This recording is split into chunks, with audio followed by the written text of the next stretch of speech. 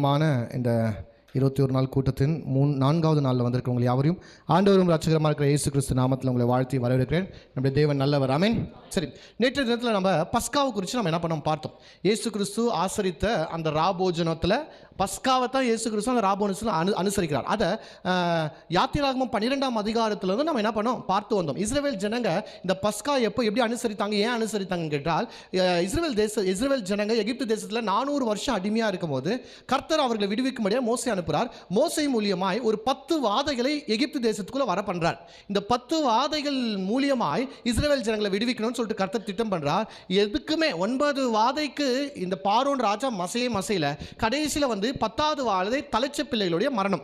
இஸ்ரவேல் தேசத்தின் எகிப்து தேசம் முழுமையாய் சங்காரத்துடன் வந்து எல்லாருடைய தலைச்ச பிள்ளைகளை கொல்ல செய்கிறார். ஆனால் இஸ்ரேலுடைய வீட்டில் மாத்திரமே கொலை நடக்கல. காரணம் என்னன்னு கேட்டால், அதுக்கு முன் இரவு, அந்த இரவு தான் சங்காரத்துடன் வரார் என்றால் அதுக்கு முன்ன அந்த பகல்லே கர்த்தர் இன்ஸ்ட்ரக்ஷன் தரார். என்னன்னா, வீட்டுக்கு ஒரு ஆட்டுக்குட்டியை தெரிந்து கொண்டு அந்த ஆட்டுக்குட்டி எப்படி இருக்கணும், முதலாவது அது பழுதற்ற ஆடா இருக்கணும், ரெண்டாவதாக அது 1 வயசுக்கு உள்ள இருக்கணும், மூணாவதாக அது ஆண் ஆடா இருக்கணும். இந்த ஆடை தெரிந்து கொண்டு அந்த ஆடை அந்த மாலையில் என்ன பண்ணுங்க, வெட்டி அதை பலி செலுத்தி அதோடைய ரத்தத்தை எடுத்து வீட்டு நிலைக்கால் மேலே நீங்கள் பூசி அந்த வீட்டுக்குள்ள பிரவேசித்து அந்த வீட்டை நீங்கள் சாத்தி விட்டு நீங்க என்ன பண்ணுங்க,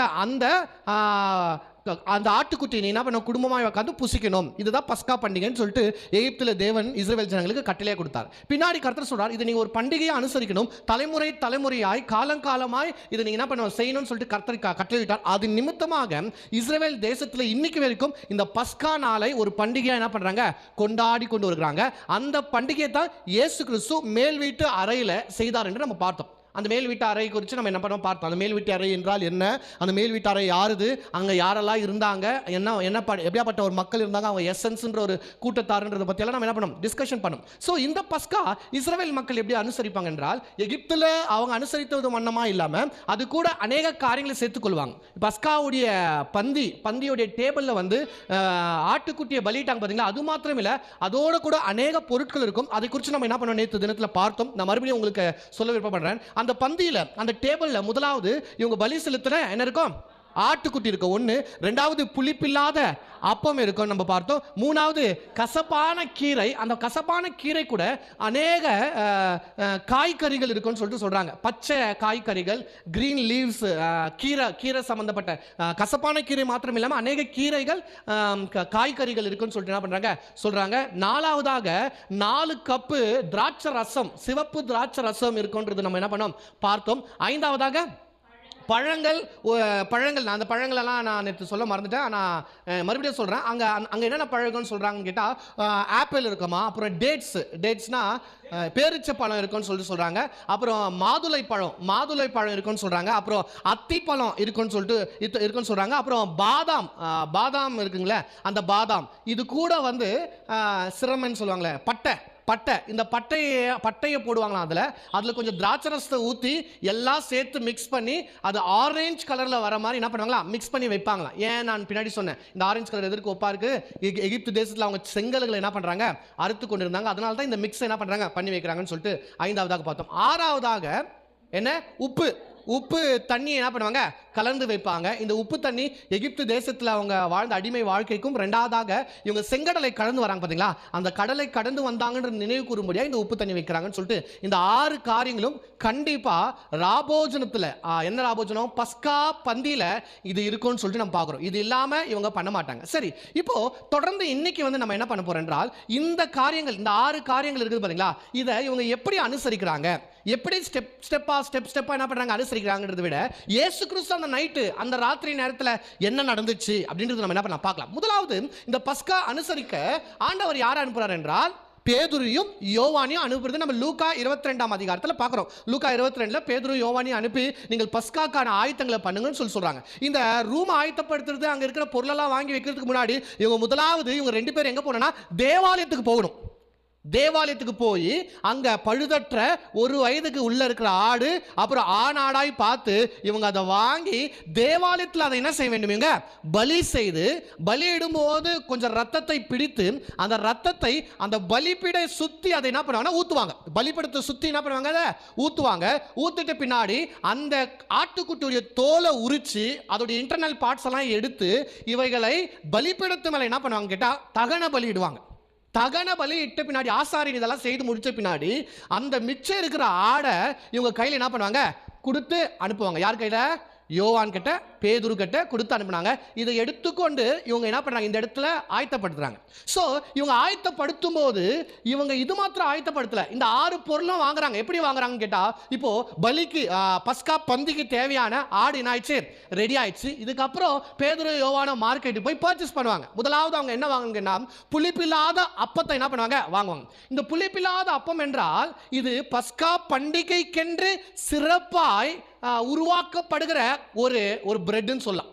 புளிப்பில்லாத அப்போ வந்து இது பஸ்கா பண்டிகைக்கென்ற சிறப்பா ஸ்பெஷலாய் இதை என்ன பண்ணுவாங்க, செய்வாங்க. இந்த பஸ்கா ரொட்டி எப்படி இருக்குன்னா, அது ரொம்ப பெரிய ரொட்டின்னு சொல்றாங்க. நல்லா பெரிய ரொட்டி இருக்குமா பாருங்க. அது பஸ்காக்குன்னே உருவாக்குவாங்களா. இது வந்து எப்படின்னா, ஒரு பேக்ல, ஒரு ஸ்பெஷலான ஒரு பேக்ல 3 கம்பார்ட்மெண்ட் இருக்குமா. ஒரு பேக்ல 3 ஸ்டெப்புன்றதை விட ஒரு பேக் திறந்தா 3 ஜிப்பு மாதிரி இருக்கும் பாருங்க. அது போல 3 பகுதியாக அது பிரிஞ்சிருக்குமா அந்த பேக். அந்த பேக்ல ஒவ்வொரு பகுதியில் ஒவ்வொரு புளிப்பு இல்லாத அப்பத்தை என்ன பண்ணுவாங்களாம், வைப்பாங்களாம். அந்த அப்பம் பெரிதாக இருக்கிறது மாத்திரம் இல்லாமல் அந்த அப்பத்து மேலே 3 கோடு போட்டிருப்பாங்களா, சிவப்பு கோடு. அந்த 3 கோடு அந்த அப்பத்து மேலே இருக்குமா. புரியுதா நான் பேசுகிற காரியம்? ஒரு பேக், அந்த பேக்கில் 3 கம்பார்ட்மெண்ட்டு, அந்த 3 கம்பார்ட்மெண்ட்லேயும் ஒவ்வொரு அப்பம் வைக்கப்படும். அந்த அப்பம் எப்படி இருக்கும்னு கேட்டால் பெரிய அப்பமாக இருக்கும். அந்த அப்பத்தின் மேலே சிவப்பு கலரில் 3 கோடு ஸ்ட்ரைப்ஸ் இருக்கும் அந்த அப்பத்து மேலே. இந்த சிறப்பான பஸ்கா ரொட்டி அவங்க என்ன பண்ணுவாங்க, வாங்கி கொள்வாங்க. அதுக்கப்புறம் அந்த கசப்பு கீரை, வெஜிடபிள்ஸு, இந்த லைம் ஜூஸு இதெல்லாம் என்ன பண்ணுவாங்க, அவங்க வாங்கி கொள்வாங்க. அதுக்கப்புறமா அவங்க வந்து இந்த நேச்சுரலாய் உருவாக்கப்பட்ட ரெட் ஒயின்னு சொல்லுவாங்க. அது சர்க்கரை சேர்க்காம, அது என்ன சொல்றது, சில ஒயினெல்லாம் வந்து போதைக்குன்னு சில உருவாக்குவாங்க பார்த்தீங்களா. அப்படி இல்லாமல் இது பஸ்காக்கென்றே செய்யப்படுகிற ஒரு ஒயின், சிவப்பு, சர்க்கரை சேர்க்காத, அப்புறம் ஃபெர்மெண்ட் ஆகாத ஒரு ஒயின். அந்த ஒயின் என்ன பண்ணுவாங்க, இவங்க வாங்குவாங்க. அதுக்கப்புறம் வந்து நான் முன்னாடியே சொன்ன மாதிரி ஆப்பிள், அப்புறம் இந்த லைம் ஜூஸு, இந்த சிரமன் இதெல்லாம் போட்டு மிக்ஸ் பண்ணியிருக்கிற ஒரு பவுலில் வந்து அந்த கலவையை அவங்க உருவாக்குவாங்க. இவைகள் எல்லாம் ஒரு இடத்துல என்ன பண்ணுவாங்கன்னா வைப்பாங்க, அந்த டேபிள் மேலே அரேஞ்ச் பண்ணி வைப்பாங்க. இந்த அரேஞ்ச்மெண்ட்டுக்கு அப்புறம் தான் என்ன பண்ணாங்க, இயேசு கிறிஸ்துவும் மீதி இருக்கிற 10 சீஷர்களும், ஏன்னா ஆல்ரெடி 2 சீஷர்கள் தான் இதெல்லாம் அரேஞ்ச் பண்ணியிருக்காங்க. அப்புறம் இயேசு கிறிஸ்துவும் மீதி இருக்கிற 10 சீஷர்கள் என்ன இதுக்குள்ள வராங்க. அந்த ஆயத்த பண்ணப்பட்டிருக்கிற மேல் வீட்டு அறையில் வராங்க. வந்த உடனே இவங்களுடைய உட்கார்ற ஸ்டைல, யூதர்கள் உட்கார்ற ஸ்டைல நம்ம புரிஞ்சுக்கணும். ஏன் இவங்க இப்படி உட்கார்றாங்கன்றதுக்கு முன்னாடி, அங்க பொதுவாக அங்கே போடப்பட்டிருக்கிற டேபிள் வந்து நம்ம இன்னைக்கு பார்க்குற மாதிரி டைனிங் டேபிள் வந்து ஒரு சேர் போட்டுன்னு உட்காந்து சாப்பிட்ற மாதிரி ஒரு டைனிங் டேபிள் போடுவாங்கல்ல. ஆனால் யூதர்கள் அப்படி போட மாட்டாங்க. யூதர்கள் கீழே உட்காந்து சாப்பிட்ற மாதிரி ஒரு டேபிளை போடுவாங்க. அந்த டேபிள் வந்து 1 அடி தான் இருக்குன்னு சொல்லிட்டு சொல்றாங்க. எவ்வளோ அடி?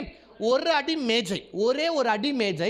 ஏறத்தாழ 13 பேர் உட்காந்து சாப்பிடணும்னா அது கண்டிப்பாக எவ்வளோ பேர் பெருசாக தான் இருக்கணும், நல்லா ஃப்ரீயாக பெருசாக தான் இருக்கணும். இப்போ யூதர்கள் எப்படி உட்காருவாங்க கேட்டால், நம்மள மாதிரி சப்பாங்கள் போட்டுன்னு அவங்க உட்கார மாட்டாங்க. அவங்க என்ன பண்ணுவாங்கன்னா, தங்களுடைய இடது கையை வந்து டேபிள் மேலே ஊனி கொண்டு இவங்களுடைய 2 காலை பின்னாடி வச்சுன்னு, உங்களுக்கு நான் சொல்லும் போது உங்களுக்கு புரியுதுன்னு நினைக்கிறேன். 2 காலை பின்னாடி வச்சுன்னு இவங்க அப்படியே 1 அடி தானே இருக்குது, அதனால் உட்காரும் போது 2 காலை பின்னாடி வச்சுன்னு இவங்களுடைய இடது கையை வந்து டேபிள் மேலே ஊனின்னு தான் இப்படி உட்காருவாங்க. இப்படி தான் அவங்களுடைய உட்காந்து சாப்பிட்ற ஒரு பொசிஷன் சொல்லிட்டு நான் என்ன பண்ண சொன்னேன். இது எதை காமிக்குதுன்னா, இவங்க வந்து அடிமைகள் அல்ல. இவங்க யாரு? இவங்க ஃப்ரீடம், இவங்க வந்து சுதந்திரர்கள் என்று காமிக்குது. இப்படி உட்காரும் போது அந்த உட்கார ஸ்டைல இவங்க சுதந்திரம் என்று காமிக்குது. அப்போ இப்படிதான் இவர் இப்படி சாஞ்சு உட்காந்துப்பாரு, அடுத்த ஆளு அப்படி சாஞ்சு உட்காருவாரு. அந்த 13 பேரும் தங்களுடைய வெயிட் எல்லாம் அந்த இடது கை மேல டேபிள் மேல ஊனி கொண்டு 2 காலும் பின்னாடி வைத்து கொண்டு தான் என்ன பண்ணுவாங்க, இவங்க உட்காருவாங்க. உட்காந்துன்னு சாப்பிட்ற அவங்களுடைய பொசிஷன் சொல்லிட்டு நான் என்ன பண்ணேன் சொன்னேன். அடுத்தபடியா இது முதல் உட்காந்துட்டாங்க. முதல் என்ன பண்ணிட்டாங்க, உட்காந்துட்டாங்க. இயேசு கிறிஸ்துக்கு முன்னாடி இதெல்லாம் அரேஞ்ச் பண்ணப்பட்டிருக்குது. எது? இவ்வளோ நேரம் நான் சொன்ன இந்த 6 பொருட்களும் இயேசு கிறிஸ்துக்கு முன்னாடி அரேஞ்ச் பண்ணப்பட்டிருக்குது. அப்போ இயேசு கிறிஸ்து இந்த பந்தியை எப்படி ஸ்டார்ட் பண்ணுவாருன்னு கேட்டா, ஒரு யூதர்கள் எப்படி ஸ்டார்ட் பண்ணுவாங்கன்னா, முதலாவது கப்பை அவங்க எடுப்பாங்க. The first cup of wine, முதலாவது கோப்பை திராட்சரசத்தை எடுப்பாங்க. நான் நேற்றே சொன்னேன், அது வந்து பரிசுத்தத்துக்கு அடையாளமாக இருக்குது. பரிசுத்தத்துக்கு மாத்திரமல்ல, அது ஒரு தேங்க்ஸ் கிவிங்க்கு அடையாளமாகுது, நன்றிக்கு அடையாளமாகுது. அப்போ இயேசு கிறிஸ்து முதலாவது கப்பை எடுத்து அவர் என்ன பண்ணாரு, ஸ்தோத்திரம் பண்றார். வாசிங்க பார்க்கலாம். லூக்கா 22ஆம் அதிகாரம், லூக்கா 22ஆம் அதிகாரம் 17ஆம் வசனம். அவர் பாத்திரத்தை எடுத்து ஸ்தோத்திரம் பண்ணி, போதும், ஸ்தோத்திரம் பண்ணி முதலாவது கப்பு. எல்லா யூதர்களும் அவங்களுடைய பஸ்கா விருந்தை, அவங்களுடைய ராபோஜனத்தை எப்படி தொடங்குவாங்கன்னு கேட்டா, கப் திராட்சை ரசத்தோட தான் தொடுவாங்க. தேங்க்ஸ் கிவிங்கோட தான் என்ன பண்ணுவாங்க, அதை தொடங்குவாங்க. இயேசுவும் அதே போல தான் முதலாவது கப்பை எடுத்து நன்றி சொல்லி ஜெபிச்சுட்டு இவர் என்ன பண்றாரு, இதை குடித்து இதை என்ன பண்றாரு, பாஸ் பண்றாரு. இவர் குடித்த பின்பாக இந்த 12 பேரும் என்ன பண்றாங்க, அந்த முதலாவது திராட்சை ரசத்தை அவங்க என்ன பண்றாங்க, குடிக்கிறத நம்ம என்ன பண்றோம் பார்க்கிறோம். இதுக்கப்புறம் யூத வழக்கத்தின் பிரகாரம் என்னன்னா, முதல் கப்பு திராட்சை ரசம் குடித்த உடனே கப்பில் வந்து இவங்க கை வச்சு ஒன்றும் குடிக்க போகிறதில்ல பாருங்க, எப்படி வாய் வச்சு தானே குடிக்க போகிறாங்க. இதை குடித்த பின்னாடி அங்கே ஒரு பெண் இருப்பாள், ஒரு அடிமை பெண் இருப்பாள். இந்த அடிமை பெண் என்ன செய்வாள்னு கேட்டால், ஒரு பேஷனையும் ஒரு ஜெக்கும் கொண்டு வந்து எல்லாருடைய கைகளையும் என்ன பண்ணுவா, கழுவான். எல்லாருடைய கைகளும் கழுவுறதுக்காக அவள் தண்ணியை என்ன பண்ண, அந்த பேஷனும் தண்ணியை கொண்டு வருவாள். ஒவ்வொருத்தரா என்ன பண்ணுவாங்க, கழுவுவாங்க. யாங்க, யூதர்களுடைய பந்தியில். ஆனால் பிரச்சனை என்னன்னு கேட்டால், இங்கே அந்த அடிமை பெண் இல்லை. ஏன் இல்லை? அந்த எசன்ஸ் வாழ்ற இடம் அங்கே பெண்கள் இருக்க வாய்ப்பு இல்லைன்னு சொல்கிறாங்க. இப்போ என்னன்னு கேட்டால், முதல் கப்பு இவங்கெல்லாம் யூதர்கள், இவங்களுக்கெல்லாம் தெரியும் என்னென்ன ஸ்டெப் அடுத்தடுத்து. இப்போ பைபிளில் எழுதும் போது மத்தேயு, மார்க்கு, லூக்கா, யோவான் எல்லாருமே யூதர்கள் தான். இவங்க யூதர்களாக இருந்தாலும் இவங்க வந்து இதை விவரிக்கல. காரணம் என்ன, எல்லாருக்கும் தெரிஞ்ச விஷயம் தான். அதனால டைரெக்டாக முக்கியமாக பரிசுத்த ஆவினால் ஏவப்பட்டது மாத்திரம் எழுதிட்டு போயிட்டாங்க, இந்த ஸ்டெப்ஸ் எல்லாம் எழுதல. ஆனால் வரலாற்று ரீதியாக இன்னைக்கு யூதர்கள் எப்படி அனுசரிப்பாங்கன்னு கேட்டால், இந்த முதல் கப்பு குடிச்ச உடனே ஒரு அடிமை பண்ணு வந்து இவங்களுடைய கரங்களை கழுவாங்க. ஆனால் அங்கே பெண் இல்லை. ஆனால் கண்டிப்பாக கை என்ன பண்ணோம், கழுவி ஆகணும். இப்போ இந்த 13 பேரில் யாருமே அந்த ஜெக்கம் பக்கெட் எடுக்கிறதுக்கு மனசு வரல. யாருக்குமே கை கழுவ தண்ணியும் ஜெக எடுத்துன்னு வந்து எல்லாருக்கும் கொடுக்கணுன்ற மனசு யாருக்கும் வரல. காரணம் என்னன்னா, ஒரு அடிமை செய்கிற வேலை, ஒரு அடிமை பெண் செய்கிற வேலை, அந்த வேலையை நான் எப்படி செய்யறது. இன்னும் சொல்ல போனா, ஏசு கிறிஸ்து கிட்ட இங்க சுத்தி உக்காந்துக்கிற எல்லா ஆட்களுடைய டிஸ்கஷன் என்னன்னா, ஏசு சாவரன் சொல்றாரு, இன்னைக்கு இந்த கதை முடிஞ்சுதுன்றாரு, இனியோட என்னை அடிச்சிடுவாங்க சிலுவைன்றாரு. அடுத்தது யார் லீடரா வருது, அந்த டிஸ்கஷன் தான் போயிடுது. இது கீழெல்லாம் வாசி பாருங்க. இயேசு கிறிஸ்து இன்னும் சாகல, ஆனா சாகத்துக்கு முன்பாகவே அடுத்த லீடர் யாரு? பேதுருவா, யோவானா, யூதாசா, மத்தேயுவா, நான் தான் நெக்ஸ்ட் லீடர்னு சொல்லிட்டு ஒவ்வொருத்தன் திங்க் பண்ணி கொண்டிருக்கிறான். அப்படி திங்க் பண்ணி இருக்கிறவங்களுக்குள்ள இந்த அடிமை செய்கிற ஒரு வேலையை செய்ய மனதில்லாமல் இருந்ததுனால தான் இயேசு பொறுத்து பார்த்தார். சில நேரத்தில் நம்ம கூட அப்படி தானே, யாருன்னா செய்வான்னு பொறுத்து பார்த்து யாருமே செய்கிற மாதிரி இல்லைன்னு சொல்லிட்டு கடைசியில் நம்மளே இறங்கி செய்கிற மாதிரி இருக்குது. அது போல இயேசு பொறுத்து பார்த்து கடைசியாக இயேசுவே அந்த ஜக்கையும் அந்த பக்கெட்டும் அந்த பேஷனையும் எடுத்து இப்போ இயேசு என்ன பண்ணுறாருன்னு கேட்டால், அவங்களுடைய பாதத்துக்கிட்ட போகிறார். நான் சொன்னேன், இயேசு முன்னாடி எப்படி உக்காந்து இருப்பாங்கன்றது தெரியும். இயேசு முதலாவது பேதுருக்கிட்ட போயிட்டு பேதுருடைய பாதத்தை கழுவும்படியே கேட்கும்போது பேதுரு ஒத்துக்கவே மாட்டேங்கிறான்.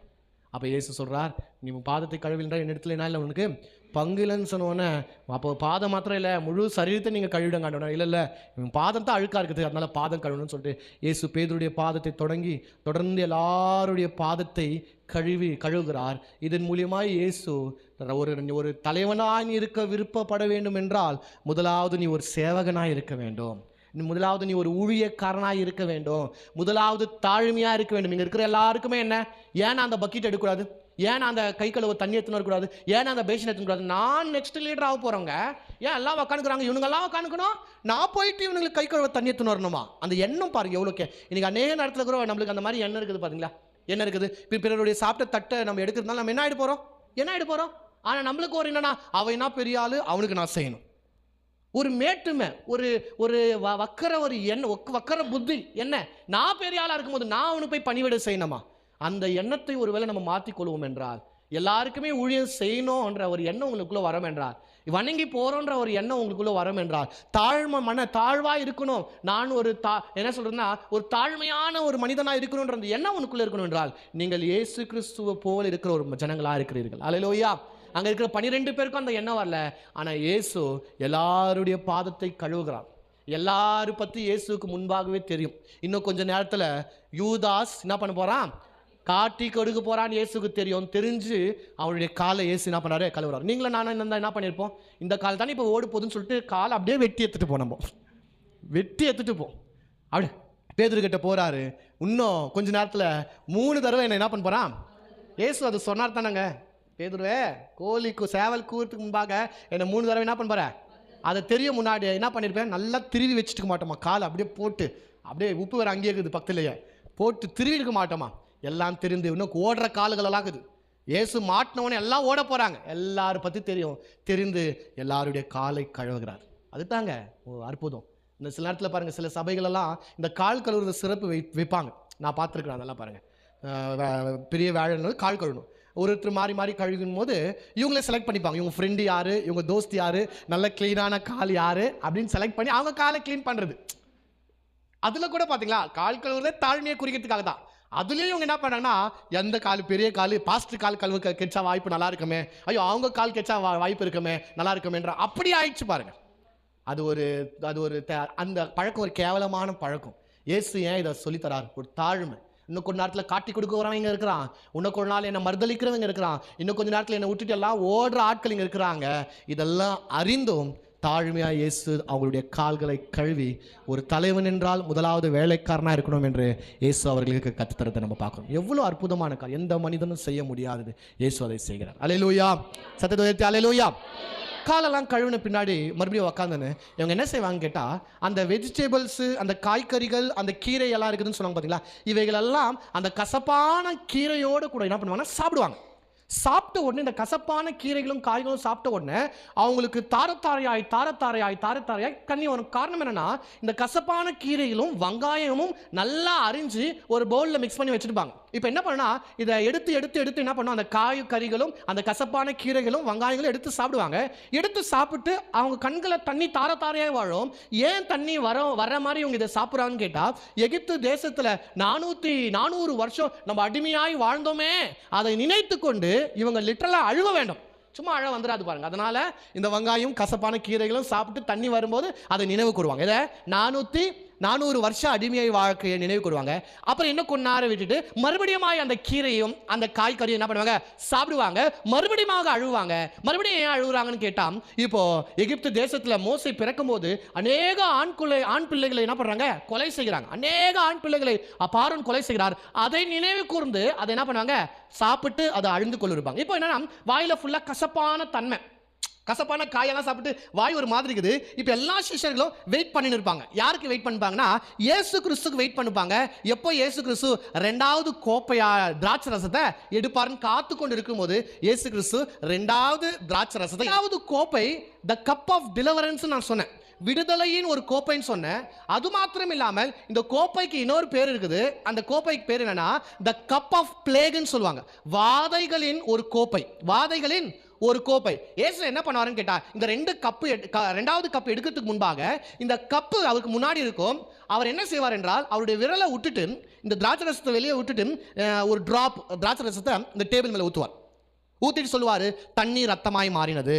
2வது டிராப் பேன், 3வது டிராப் தவக்கலை, 4வது டிராப் வண்டு, 5வது டிராப்பு எரியும் கொப்பலம், 6வது டிராப்பு அக்னி கலந்த கல்மலை, 7வது டிராப்பு மிருக ஜீவன் சாவு, 8வது டிராப்பு வெட்டுக்கிளி, 9வது டிராப்பு பூமி அந்தகாரம், 10வது டிராப்பு தலைச்ச பிள்ளைகளுடைய மரணம். இந்த 10 வாதையும் இயேசு கிறிஸ்து சொல்லிட்டு அந்த 2வது கப்பு திராட்சரசத்தை எடுத்து குடிப்பாரு.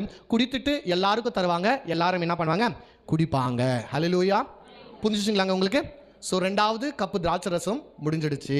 அடுத்தபடியாய் இயேசு ஒரு வார்த்தையை சொல்கிறார். இந்த 2வது கப்பு திராட்சை ரசம் எல்லாரும் குடித்த பின்னாடி இயேசு ஒரு வார்த்தையை சொல்கிறார். அந்த வார்த்தையை வாசிக்கலாமா? மத்தேயு 26ஆம் அதிகாரம், மத்தேயு 26ஆம் அதிகாரம் 21ஆம் வசனத்தை பாருங்க. 26, 21. அவர்கள் போஜனம் பண்ணுகையில் அவர் உங்களில் ஒருவர் என்னை காட்டி கொடுப்பான் என்று மெய்யாகவே உங்களுக்கு சொல்கிறேன் என்றார். கவனிங்க, இப்ப இயேசு சொல்றாரு, எல்லாருமே இந்த திராட்சை ரசத்தை குடிச்சு முடிச்சவனே இயேசு சொல்றாரு, உங்களில் ஒருவன் என்னை இன்னைக்கு என்ன பண்ண போறான், காட்டி கொடுக்க போறான் என்று மெய்யாகவே சொல்ல. இயேசு தெரியாமா யாருன்னு சொல்லிட்டு? இயேசு கண்டிப்பா தெரியும். ஆனா அங்க இருக்கிற யாருக்குமே தெரியாது யார் காட்டி கொடுக்க போறதுன்னு சொல்லிட்டு. இப்போ எல்லாருமே ஒரு பெரிய வேதனை அடைந்தாங்க. கீழே அதை தான் வாசிக்கிறோம். எல்லாருமே வேதனை ஆயிட்டாங்க. எல்லாருமே இயேசுக்கு க்ளோஸ் தான். எல்லாரும் இயேசுவை நேசித்தாங்க தான். எல்லாருமே இயேசுக்கு சீஷர்கள் தான். அப்போ இவங்களுக்குள்ள ஒரு வேதனை என்னன்னு கேட்டா, ஐயோ நம்மள ஒருத்தர் காட்டி கொடுப்பாங்கன்னு சொல்றாங்களே, அது யாரா இருக்கும்? யாரா ஒருவேளை நானான்ற ஒரு வேதனையும் ஒரு பயமும் அவங்களுக்குள்ள இருந்துச்சு பாருங்க. இது இயேசு சொல்லிட்டு பின்னாடி இயேசு என்ன செய்றாருன்னு கேட்டா, இந்த மறுபடியும் இந்த காய்கறிகள் எல்லாம் இருக்குது பாத்தீங்களா, இவைகளை எடுத்து அந்த உப்பு தண்ணீருக்குள்ள நனைத்து சாப்பிடுவார். இயேசு மாத்திரமில்லை, அங்கே இருக்கிற எல்லாருமே அந்த காயை எடுத்து உப்பு தண்ணியில் நனைச்சு அவங்க சாப்பிடுவாங்க. இதை சாப்பிடும்போது செங்கடல் வழியாய் இவங்க கடந்து வந்ததை அவங்க என்ன பண்ணுவாங்க, நினைவு கூறுதை நம்ம பார்க்குறோம். இதை சாப்பிட்டு முடித்த பின்னாடி இந்த ஒரு சம்பவம் நடக்குது. அதுக்கு முன்னாடி இவங்க எப்படி உக்காந்துருந்தாங்கன்றது நான் உங்களுக்கு சொன்னேன். இந்த சீட்டிங்கை நீங்கள் புரிந்து கொள்ள வேண்டும். இயேசு முதலாவது உக்காந்து கொண்டிருக்கிறார். இயேசுக்கு வலது பக்கத்தில் யோவான் உக்காந்து இருக்கிறார். வலது பக்கத்துக்கு அப்புறம் பேதுரு உக்காந்துருக்கிறார். யோவானுக்கு அப்புறம் பேதுரு உக்காந்துருக்கிறார். அதே போல இயேசுக்கு இடது பக்கத்தில் யார் உக்காந்துருக்கிறார், யூதாஸ் உக்காந்துருக்கிறார். யூதாஸுக்கு அடுத்த சீஷர்கள். அப்போ யோவானும் பேதுரும், பேதுக்கு அடுத்து யாக்கோபு, அப்புறம் அந்திரியா அப்படி உக்காந்துருப்பாங்க நான் நினைக்கிறேன். இங்கே யூதாஸுக்கு அப்புறம் மீதி இருக்கிற சீஷர்கள் அப்படியே 13 பேர் சுற்றி உக்காந்து கொண்டிருக்கிறாங்க. அப்போ இப்போ என்னன்னு கேட்டால், ஒரு இயேசு இந்த காய்கறிகள் சாப்பிட்றதுக்கு முன்பாக ஒரு காரியத்தை சொல்லிட்டார். என்ன, உங்களில் யாரோ ஒருத்தர் என்ன பண்ண போறீங்க, நீங்க என்ன காட்டி கொடுக்க போறீங்க. அதை பத்தியே இப்போ என்னன்னா இவங்க எல்லாம் திங்க் பண்ணினே இருக்கிறாங்க. ஐயோ யாராதுன்ற ஒரு வேதனையோட திங்க் பண்ணினே இருக்கும்போது இயேசு என்ன செய்யறாருன்னா, அந்த 3 அப்பம் இருக்குது நான் சொன்னேன் ஆல்ரெடி. 3 அப்பம் ஒரு பேக்ல, ஒரு ஸ்பெஷலான பேக்ல 3 அப்பம் இருக்கும். அந்த 3 அப்பத்துல முதலாவது அப்பத்தை நடுவில் இருக்கிற 3 அப்பத்துல நடுவில் இருக்கிற அப்பத்தை இயேசு எடுக்கிறார். இதெல்லாம் நீங்க தயவு செய்து புரிஞ்சுக்கணும். ஏன் நடுவில் அப்போ, அதெல்லாம் நான் பின்னாடி சொல்றேன். நடுவில் இருக்கிற அப்பத்தை இயேசு கிறிஸ்து என்ன பண்றாரு, எடுக்கிறார். எடுத்து அந்த அப்பத்தை 2ஆக பிக்கிறார். அந்த அப்பத்தை 2ஆக பிட்டு பிட்ட ஒன்றை ஒரு துணியில சுத்தி அவர் என்ன பண்ணாரு, அந்த டேபிள் மேல வைக்கிறார். ஒரு லெனின் கிளாத்னு சொல்றாங்க, அந்த துணியில சுத்தி டேபிள் மேல வைக்கிறாரு. மீதி இருக்கிற பாதியை எடுத்து இந்த அப்பத்தை அவங்க ஒரு கலவையை செய்து வச்சிருக்காங்க தானே, ஆப்பிள், அந்த டேட்ஸு, நான் சொன்ன பாருங்களா, டேட்ஸு, மாதுளம், இந்த பாதாம், இது அத்திப்பழம், இதெல்லாம் போட்டு திராட்சரசம் போட்டு ஆரஞ்சு கலரில் ஒரு கலவையை பண்ணி வச்சிருக்காங்க பார்த்தீங்களா, அந்த ஃப்ரூட்ஸு. அது கூட ஒரு சாண்ட்விச் மாதிரி இந்த அப்பத்தையும் அந்த பழங்களை கலந்து வைத்திருக்கிற அந்த கலவையும் எடுத்து 13 பேர் என்ன பண்ணுவாங்க, சாப்பிடுவாங்க. இதை இயேசு வந்து முதலாவது எடுத்து ஒருத்தருக்கா அவர் என்ன பண்ணுவார், இது 2 சேர்த்து தருவார், அந்த அப்பத்தையும் அந்த கலவையும். இதை இயேசு பண்ணினே இருக்கும்போது பேதுரு கேட்கிறார். அந்த வசனத்தை வாசிக்கலாமா, உங்களுக்கு அப்போ புரியும் பாருங்க. யோவான் 13ஆம் அதிகாரம் 24ஆம் வசனத்திலிருந்து பாருங்க. யோவான் 13:24. யாரை குறித்து சொல்லுகிறார் என்று விசாரிக்கும்படி சீமோன் பேதுரு அவனுக்கு சைகை காட்டினான். யாருக்கு? யோவானுக்கு சைகை காட்டினான். அப்பொழுது அவன் இயேசுவின் மார்பிலே சாய்ந்து கொண்டு, ஏன் இயேசுவின் மார்பிலே பக்கத்திலே இருக்கிறான், இயேசு எங்க இருக்கிறாருன்னா எங்க யோவான் பக்கத்துல இருக்கிறாரு, இயேசுவுடைய மார்பில சாய்ந்து கொண்டு, ஆண்டவரே அவன் யார் என்றார். இப்போ இயேசுக்கு பக்கத்துல யோவான் உட்கார்ந்துறாரு, சுத்தி 13 பேர் உட்கார்ந்து சாப்பிட்டு இருக்காங்க. இப்போ இயேசுவுடைய மார்பில கேட்கிற ஆள் எப்படி கேட்பான், கிட்ட போயிட்டு ஆண்டவரே அது யார் அப்படின்னு நான் கேட்பா. மெதுவா பக்கத்துல கிட்டத்தட்ட இயேசு மூஞ்சி கிட்ட இருக்கலாம், மார்பு கிட்டனா, ஆண்டவரே அந்த மர்தலிக்காரன்னு சொன்னீங்களே அவர் யார் ஆண்டவரே அப்படின்னு கேட்கும்போது இயேசு என்ன சொல்றாரு, இயேசு பிரதியுத்தரமாக நான் இந்த துணிக்கையை தோய்த்து நான் சொன்னேன்லங்க, அந்த பிரெட் எடுத்துக்கொண்டு அந்த பிரெட்டை வந்து அந்த மிக்ஸ் பண்ணியிருக்கிற சாலட்ல அதுல தோய்த்து எவனுக்கு கொடுப்பேனோ அவன்தான் என்று சொல்லி துணிக்கையை தோய்த்து சீமோனின் குமாரனாகிய யூதாஸ் காரியத்துக்கு கொடுத்தார். இப்போ இயேசு கிட்ட யோவான் பேசுறது யாருக்குன்னா தெரிஞ்சிருக்காது. அதே போல இயேசு யோவான் கிட்ட பேசுறது யாருக்குன்னா தெரிஞ்சிருக்குமா? ஏன்னா பக்கத்துல இருக்கிறாங்க, மொல்லமா பேசி கொண்டிருக்காங்க. இயேசு ஓப்பனா சொல்ல, என்னை காட்டி கொடுக்கிறவன் யார் தெரியுமாங்க, இந்த யூதாஸ் தான். ஏன் சொல்லன்னு கேட்டா, இயேசு கிறிஸ்துவின் சீஷர்கள்ல 12 பேர்ல 11 பேர் கலிலியாவுக்கு சேர்ந்தவங்க. 11 பேர் கலிலியாவுக்கு சேர்ந்தவங்க. இந்த ஒரே ஒருத்தன் யூதாஸ் மட்டும் தான் யூதயாவுக்கு சேர்ந்தவன். அப்படி எப்படி உங்களுக்கு புரியுற மாதிரி சொல்லணும்னா, 12 பேர்ல வந்து எல்லாருமே நார்த் இந்தியா, எல்லாருமே பஞ்சாப், டெல்லி, பாம்பேன்னு இருக்கிறவங்க. ஒரே ஒருத்தன் யூதாஸ் மட்டும் தான் நம்ம தமிழ்நாடுக்கு சேர்ந்தவன், அந்த மாதிரி வச்சுக்கலாமே. அப்போ இந்த கலிலியாவுக்கு சேர்ந்தவங்க ரொம்ப முரடானுங்க.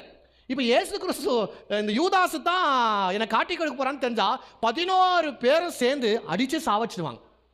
அவ்வளோ மோசமானவங்க கலிலியருங்க. இயேசு அதை ரகசியமாக தான் வச்சார் ஆனால் ஒன்னே ஒன்று சொல்லிட்டாரு யோவான் கிட்ட, இந்த துணிக்கை யார் கிட்ட நான் ஃபர்ஸ்ட் தருவனும் அவங்க தான் என்னை காட்டி கொடுக்க போறீங்க. இப்போ இயேசு ஃபர்ஸ்ட் துணிக்கை யாருக்கு தரான்னு கேட்டால் யூதாஸுக்கு தரார். ஆக்சுவலி யூதருடைய முறைமையின் பிரகாரம் இந்த தலைவர் இந்த துணிக்கையை ஃபர்ஸ்ட் யாருக்கு தராரோ அவர் கனம் பெற்றவர். அது ஃபர்ஸ்ட் இவங்களுக்கு தந்ததுனால இவரை கர்த்தர் இயேசு ஆனர் பண்றார். யார் ஆனர் பண்றாரு? யூதாஸை ஆனர் பண்றாருன்னு தான் யாருக்கு தெரியுது, இங்க இருக்கிற 11 பேருக்கு தெரியுது, சாரி 10 பேருக்கு தெரியுது. யூதாஸுக்கும் தெரியும் அவன் காட்டி கொடுக்க போறான்னு சொல்லிட்டு. யாருக்கும் தெரிஞ்சிச்சு? இப்போ யோவானுக்கும் தெரிஞ்சிச்சு யார் காட்டி கொடுக்க போறதுன்னு, யூதாஸ். அப்போ மீதி 10 பேருக்கு என்னன்னு தெரியுதுன்னு கேட்டா, இயேசு ஃபர்ஸ்ட் யாரை ஆனர் பண்றாரு? யூதாஸத்தான் ஆனர் பண்றாருன்னு சொல்லிட்டு எல்லாருமே பார்த்து கொண்டிருக்காங்க. இப்போ கொடுத்த உடனே யோவானுக்கு கன்ஃபார்ம் ஆயிடுச்சு யார் தான் காட்டி கொடுக்க போதுன்னு, யூதாஸ் காட்டி கொடுக்க போதுன்னு சொல்லிட்டு இயேசு இந்த 12 பேருக்கும் இந்த அப்பத்தை பிட்டு அதை அதில் நலைத்து கொடுக்குறார். பிட்டு நலைத்து கொடுக்குறார். பிட்டு நலைத்து எல்லாருக்குமே அவர் கொடுத்துட்டு பின்னாடி இயேசு யூதாஸை பார்த்து சொல்றாரு. வாசிங்க அடுத்த வசனம், 27 வசனம். அந்த துணிக்கையை அவன் வாங்கின பின்பு சாத்தான் அவனுக்குள் புகுந்தான். அப்பொழுது இயேசு அவனை நோக்கி நீ செய்கிறதை சீக்கிரமாய் செய் என்றான். அவர் இப்படி அவனுடனே சொன்ன கருத்தை பந்தியில் இருந்தவர்களில் ஒருவனும் அறியல. புரியல. நீ போய் செய்யன்னு சொன்ன பந்தியில் இருக்கிறவங்களுக்கு என்ன பண்ணல, புரியல. இப்போ இயேசு என்ன சொல்றாரு, இந்த யூதாஸை ஏதோ கடைக்கு அனுப்புறாரு. ஒருவேளை ஏழைங்களுக்கு உதவி, ஏன்னா அவன் பணப்பை வைத்துக் கொண்டிருக்கிறவன். எல்லாருடைய பணத்தை யார் ஹேண்டில் பண்றது? ஊழியத்துடைய பணம்லாம் யூதாஸ் கிட்ட வர, யூதாஸ் தான் எல்லாத்தையும் ஹேண்டில் பண்ணுவான். இப்போ இந்த யூதாஸை கர்த்தர் போ, நீ இப்போ செய்ய வேண்டியதை போய் செய்யன்னு சொன்னோன்னே ஏதோ வேலையா கர்த்தர் யூதாஸ் அனுப்புறாருன்னு எல்லாருமே நினைத்து கொண்டிருக்கிறாங்க. ஆனா இயேசுக்கு தெரியும் சாத்தான் அவனுக்குள்ள பூந்துட்டா, நீ போய் என்னை காட்டி கொடுக்கணும்னு நினைச்சு தந்தானே அந்த வேலையை நீ பண்ணு போ அப்படின்னு சொல்லிட்டு இயேசு யூதாஸ் என்ன பண்றாரு, அனுப்புறத நம்ம எடுத்து பார்க்கிறோம். இதை இயேசு யூதாஸ் அனுப்பின பின்னாடி, யூதாஸ் கடந்து போன பின்னாடி இப்போ 12 பேர் உட்காந்துக்கிறாங்க. இப்போ இவங்களுடைய மெயின் போஜனம், மெயின் சாப்பாடு ஸ்டார்ட் ஆகுது. இவ்வளோ நேரம் என்ன பண்ணியிருந்தாங்க, முதலாவது கப் எடுத்தாங்க, ரெண்டாவது அந்த காயை சாப்பிட்டாங்க, கசப்பான கீரையை சாப்பிட்டாங்க, மூணாவது கப்பு ரெண்டாவது கப்பு திராட்சை ரசத்தை குடிச்சாங்க, அப்புறம் மறுபடியும் காய்கள் என்ன பண்ணாங்க, சாப்பிட்டாங்க. இதுதான் இப்போ மெயின் கோர்ஸ். மெயினான ஆகாரம் என்ன? ஆட்டுக்குட்டி. இப்போ பேதுருவும் யோவானும் என்ன பண்றாங்கன்னா, யூதாஸ் கடந்து போன பிறகு அந்த ஆட்டுக்குட்டியை அவங்க வெட்டுறாங்க. ஸ்லைஸ் என்ன பண்றாங்க, அதை ரோஸ்ட் பண்ணியிருக்கிற அந்த ஆட்டை அறுக்கிறாங்க. ஆட்டை அறுக்குறாங்கன்னா அவங்க கையில் என்ன இருக்குது, கண்டிப்பா பட்டியம் இருக்குது. 2 பேருக்கிட்டையும் கத்தி இருந்துச்சு பாருங்க.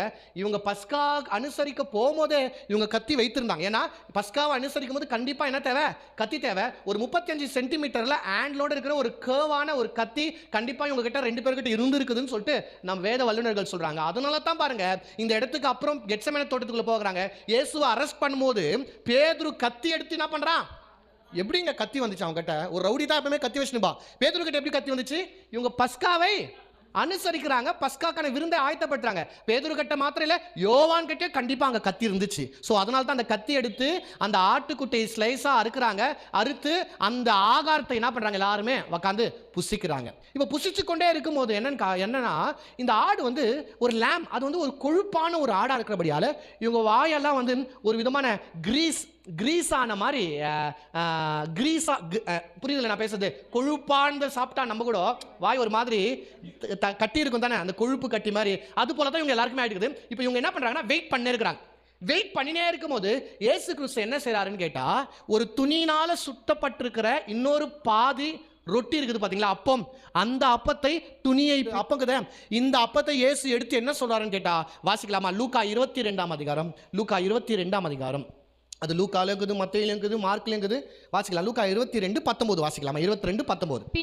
பின்பு அவர் அப்பத்தை எடுத்து, என்னங்க, அப்பத்தை எடுத்து ஸ்தோத்திரம் பண்ணி அதை பிட்டு அவர்களுக்கு கொடுத்து இது உங்களுக்காக கொடுக்கப்பட்ட என்னுடைய சரீரமாய் இருக்கிறது, என்னை நினைவு கூறும்படி இதை செய்யுங்கள் என்றார். இப்போ இயேசு கிறிஸ்து என்ன சொல்றாருன்னா, இந்த துணியில சுத்தி வைத்திருக்கிற அந்த அப்பத்தை எடுத்து அதை 12 பேர், அது 10 பேருக்கு, சாரி 11 பேருக்கு குத்து சொல்றாரு, இது என்னுடைய சரீரம், என்னை நினைவு கூறும்படி இதை செய்யுங்கன்றார். இதை கொடுத்து இது என் சரீரம்னு நினைச்சு நீங்க சாப்பிடுங்கன்னு சொல்லிட்டு அடுத்துக்கு அப்புறம் மூணாவது cup, the cup of redemption எடுத்துக்கொண்டு அவர் சொல்றார் மறுபடியும் இன்னொரு சொல்றார். வாசிங்க அந்த வசனத்தை பார்க்கலாம். 20ஆம் வசனம். போஜனம் பண்ணின பின்பு அவர் அந்தபடியே பாத்திரத்தை எடுத்து, அப்பத்தை சாப்பிட்டாச்சு, அப்பத்தை சாப்பிட்ட பின்னாடி பாத்திரத்தை எடுத்து, இந்த பாத்திரம் உங்களுக்காக சிந்தப்பட்ட என்னுடைய இரத்தத்தினால் ஆகிய புதிய உடன்படிக்கையா இருக்குது என்றார். அப்ப கவனிங்க, இதை சொல்லிட்டு இயேசு கிறிஸ்து இந்த திராட்சை ரசத்தை அவர் குடித்துட்டு பின்னாடி எல்லாருக்குமே தராங்க, எல்லாருமே குடிக்கிறாங்க. இப்போ இவ்வளவு நேரம் சாப்பிட்டு இல்லாம கடைசியா இப்ப சாப்பிட்ட அப்பம் அவருடைய சரீரம்னு சொல்றாரு. இப்போ இந்த திராட்சை ரசம் என்னுடைய ரத்தத்தினால உண்டாகின புதிய உடன்படிக்கைன்னு சொல்லிட்டு இந்த இயேசு கிறிஸ்து ஒரு பாடலை பாடுவாங்க. அந்த பாடல் வந்து இங்க மாத்திரம் இல்ல, தேவாலயத்தில் பலியிடும் போது அந்த பாடலை பாடுவாங்க, இங்கேயும் அந்த பாடலை பாடுவாங்க. என்ன பாடல்னு கேட்டா, சங்கீதம் 113 சங்கீதத்திலிருந்து 118 சங்கீதம் வரைக்கும் தேவாலயத்தில் பாடுவாங்க. இங்க இயேசு கிறிஸ்து 113 சங்கீதத்திலிருந்து 117 சங்கீதம் வரைக்கும் என்ன பண்ணுவாங்க, பாடுவாங்க. இதை இந்த பாட்டுக்குதுங்களே, இந்த 13லேருந்து 17 வரைக்கும் இதை வந்து என்ன சொல்லுவாங்கன்னா ஹலோ அப்படின்ற ஒரு வார்த்தை யூஸ் பண்ணுவாங்க. ஹலோன்ற வார்த்தை வந்து என்ன அர்த்தம்னு கேட்டா, பிரைஸ், துதின்னு சொல்லிட்டு அர்த்தமா பாருங்க. இதை இயேசு கிறிஸ்து இந்த பாடலை பாடின உடனே 4வது கப் எடுப்பார். 4வது கப்பு துதியின் கப்பு, ஸ்தோத்திரத்தின் கப்பு நான் சொன்னேன். அதையும் மறுபடியும் அவர் குடித்துட்டு எல்லாரும் குடிப்பாங்க. குடிச்சு முடிச்ச உடனே சங்கீதம் 118 சங்கீதத்தை கடைசியாக அவங்க பாடுவாங்க. அந்த 118 சங்கீதத்தை என்னன்னு சொல்லுவாங்கன்னா மெசையானிக் சாம் அப்படின்னு சொல்லுவாங்க. மேசையாவின் சங்கீதம் சொல்லுவாங்க. 118 சங்கீதத்தை மேசையாவின் சங்கீதம் சொல்லுவாங்க. அந்த சங்கீதத்தை இவங்க எல்லாம் பாடி அந்த இடத்தை விட்டு புறப்பட்டு போவாங்க. வாசிங்க பார்க்கலாம். மார்க் 14 அதிகாரம், மார்க் 14 அதிகாரம் 26 வசனம். அவர்கள் ஸ்தோத்திர பாட்டை பாடின பின்பு ஒலிவ மலைக்கு புறப்பட்டு போனார்கள். கவனிங்க, அந்த ஒலிவ மலை பக்கத்துல தான் மலை கிட்ட தான் இருக்குது கெத்செமனே தோட்டம் இருக்குது. அதனால இப்போ இவங்க பந்தியெல்லாம் முடிச்சிட்டாங்க. கடைசியா 118 பாடலை சங்கீதத்தை பாடிட்டு அவங்க அந்த இடத்தை விட்டு புறப்பட்டு போறாங்க. அங்க அண்ணா காய்பா உடைய அரண்மனையை தாண்டி அங்க கேத்ராத் ஆற்றை தாண்டி தான் அந்த கெத்செமனே தோட்டத்துக்கு போகிறாங்க. இந்த போகிற வழியில இயேசு கிறிஸ்து அநேக காரியங்களை பேசுறாங்க. அநேக வேத வல்லுநர்கள் என்ன சொல்றாங்கன்னா, யோவான் எழுதின சுவிசேஷம் 14 அதிகாரத்தில் இயேசு கிறிஸ்து தொடங்குறாரு பாத்தீங்களா, உங்கள் இருதயம் கலங்காமல் இருப்பதாக, தேவனிடத்தில் விசுவாசமாயிருங்கள், என்னிடத்திலும் விசுவாசமாயிருங்கள், நான் போய் உங்களுக்கு ஒரு ஸ்தலத்தை ஆயத்தப்படுத்துறேன். இந்த 14 அதிகாரத்தை தொடங்கி 14 அதிகாரம், 15 அதிகாரம், 16 அதிகாரம், 17 அதிகாரம், இந்த அதிகாரத்திலெல்லாம் இயேசு கிறிஸ்து பரிசுத்த ஆவியானவரை குறித்து அதிகமாய் பேசிக் கொண்டிருக்கிறார். அப்ப இயேசு இந்த 11 பேர்கிட்ட பரிசுத்த ஆவியானவரை குறித்து யோவான் 14, 15, 16, 17 இந்த 4 அதிகாரத்தை குறித்து இயேசு கிறிஸ்து அவர்களோடு கூட பேசுகிற சம்பவம் தான் இங்க வாசிக்கிறோம். இந்த வழியாய் போகிறாங்க பாத்தீங்களா, இதெல்லாம் இயேசு கிறிஸ்து அவங்களுக்கு புத்தி சொல்லின்னு பேசிக்கொண்டு போகிறாங்க. இதை முடித்து தான் இவங்க எங்க போகிறான்னு கேட்டா கெத்செமனே தோட்டத்துக்கு போகிறாங்க.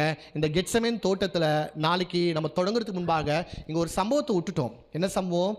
இந்த யூதாஸ் ஏன் காட்டி கொடுத்தான், எவ்வளவுக்கு காட்டி கொடுத்தான், யூதாஸ் இயேசுவை காட்டி கொடுத்ததுக்கான காரணம் என்ன, இதை குறித்து நாளைக்கு கம்ப்ளீட்டாக பார்க்கலாம், யூதாஸுடைய வரலாறை பற்றி.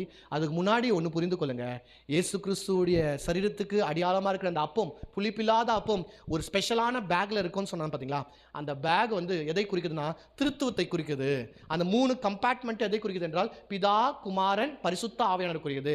அப்போ பிதா, குமாரன், பரிசுத்த ஆவியானவர் இருக்கிறாங்க. இயேசு கிறிஸ்து என்ன பண்ணுறாருன்னா அந்த பேக்லேருந்து நடுவில் இருக்கிற அப்பத்தை எடுக்கிறார். இது எதை காமிக்கிறது என்றால் பரிசுத்த ஆவியானவர், பிதாவும் பரிசுத்த ஆவியானவரும் இருக்கிறாங்க. அதுக்கு நடுவில் இருக்கிற இயேசுவை அவர் பிரிக்கிறார். பிதா, குமாரன், பரிசுத்த ஆவியானவர் திருத்துவத்தில் இயேசு தனியாய் எடுக்கப்பட்டு அவர் உடைக்கப்படுவார், அவர் பிக்கப்பட்டு 3 நாட்கள் துணியில சுத்தி அவர் அடக்கம் பண்ணி வைக்கப்படுவார்கள். அதுதான் இயேசு பண்றார். அந்த அப்பத்து மேல 3 கோடு இருக்குன்னு சொல்றோம் பாத்தீங்களா. அந்த கோடு எதற்காக காமிக்குது என்றால் இயேசு கிறிஸ்து தன் சரீரத்தில் காயங்களை ஏற்றுக்கொண்டார். அதற்கு அடையாளமாய் அந்த கோடுகள் இருக்குதுன்னு பார்க்கிறோம். இயேசு இப்ப பாருங்க, நம்ம பஸ்காவை பார்த்தாச்சு, ராபோஜனத்தை பார்த்தாச்சு. இப்போ திருவிருந்து என்றால் என்ன?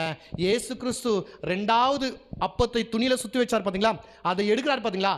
அந்த அப்பத்தை தான் அவர் சொல்றாரு, இது என் சரீரம்னு சொல்றார். இது என் சரீரம், என்னை நினைவு கூறும்படியாய் இதை வாங்கி புசிங்கன்னு சொல்றார் பாத்தீங்களா. அந்த 2வது அப்பத்தையும் ஒடிக்கப்பட்டிருக்கிற 2வது துணியில சுத்தப்பட்டு வச்சிருக்கிற அந்த 2வது அப்பத்தையும் 3வது கப்பை எடுத்து சொல்றாருங்களே, இது என்னுடைய ரத்தத்தினால் உண்டாகின புதிய உடன்படிக்கை என்று. இந்த 3வது கப், 2வது அப்பத்தையும் 3வது கப்பு திராட்சை ரசத்தை தான் நம்ம சபை இதை மாத்திரம் எடுத்துக்கொண்டு இதை மாத்திரம் நம்ம அனுசரிக்கிறோம். என்ன திருவிருந்துன்னு சொல்லிட்டு நம்ம கசப்பான கீரையும் உப்பு தண்ணியெல்லாம் இன்னைக்கு நம்ம சாப்பிட்டு இல்லை. ஏன்? அதெல்லாம் யூதர்கள் பழக்கப்படுது. நம்ம என்ன எடுத்துக்கணும்? இந்த 2 காரியம், இயேசு கிறிஸ்துவின் சரீரத்துக்கு அடையாளமா இருக்கிற அந்த 2வது பீஸா இருக்கிற அந்த அந்த அப்பமும் 3வது கப்பு இயேசு கொடுத்த அந்த திராட்சை ரசம், மீட்புக்கு அடையாளமா இருக்க அந்த திராட்சை ரசம், இயேசுவின் ரத்தத்துக்கு அடையாளமாக இருக்க அந்த ரத்தத்தையும் தான் இனி நாம் எடுத்துக்கொண்டு திருவிருந்தாய் அனுசரிக்கிறோம். அல்லேலூயா, அல்லேலூயா. எத்தனை பேருக்கு இந்த இன்னைக்கு பேசின காரியம்லாம் பிரயோஜனமா இருந்துச்சு? அப்போ ஒரு யூதர்கள் இப்படித்தான் பஸ்கா விருந்தை அனுசரிப்பார்கள். இயேசுவும் அப்படித்தான் அனுசரிச்சார்கள். ஆனா இன்னைக்கு நம்ம ராபோஜனம் எடுக்கிறதில்ல, நாம் என்னதான் எடுக்கிறோம்? திருவிருந்து. இயேசு சொன்ன அந்த 2வது அப்பமும் 3வது கப்பு திராட்சரசமும் தான் நம்முடைய பங்காய் எடுத்துக்கொண்டோம். அதை நம்ம பிராக்டிஸ் பண்ணிருக்கோம். தொடர்ந்து நாளைக்கு யூதாஸ் பத்தி பார்க்கலாம். கர்த்தர் உங்களை ஆசீர்வதிப்பார். ஆமென்.